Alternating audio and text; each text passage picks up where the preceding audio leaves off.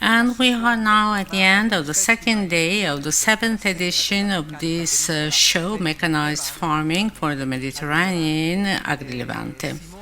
Simona Rapastella is again with us today, and we hope we can do this every day. But with her, every evening we'll try during all the days of the show to make the point of the situation. This is a very important point of the situation because yesterday you promised us to give us some figures, data, very positive ones.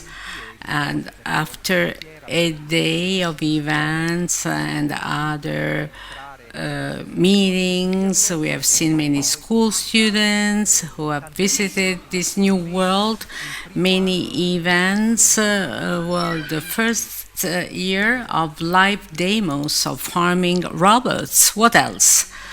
I would like to start with data. The data in terms of the attendance of yesterday, the first day after 4 years, very positive figures because we have reached a plus 12% versus the first day of 2019, so more or less 12,800 visitors with a large amount of foreign visitors compared to 2019 first day, plus 15-16% with more than 2,000 foreign visitors here. Well, actually, it was like a tower, being in a Tower of Babel today and yesterday. Some of them were unknown languages for me, so a very international atmosphere. So, yes, it is like a very small navel of the world. It was very important to have from the very beginning this recognition on the part of the audience. They were waiting for this event. You were also mentioning the main events, you mentioned the students and young people that must be engaged in this very important sector because it contains a lot of future for them, a lot of job outlets for them. And I would like to emphasize that the numbers we reached yesterday, which were not to be given for granted, and what we have seen today on the fairgrounds with such a population of visitors, well, this is a confirmation of what we have been narrating about Agrilevante so far.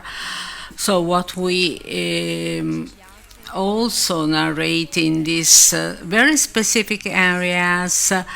And we very appreciate that we are able to meet the expectations of our visitors. If the organizers, they promise a certain level standard of the show, so then the visitors have to touch firsthand the reality of their expectations, and these 2 days have confirmed very good expectations, which is not at all something to be granted, or was not something to be granted, to be taken for granted, because there has been a 4-year break for the pandemic. So then the fact that visitors are now here and they are plus 12%, they want to visit Agrilevante. So this means that you have met their expectations. Agrilevante is a fundamental project, and fairs and shows need to consolidate their position on the market, which is given by factors, the quality of the projects, of its contents, and also by the numbers that have to support this kind of building, strategic construction of the fair. And Agrilevante also confirms that land, farming, mechanization, and the entire agro-food supply chain is again on the top of the agenda also public opinion, but not only political agenda.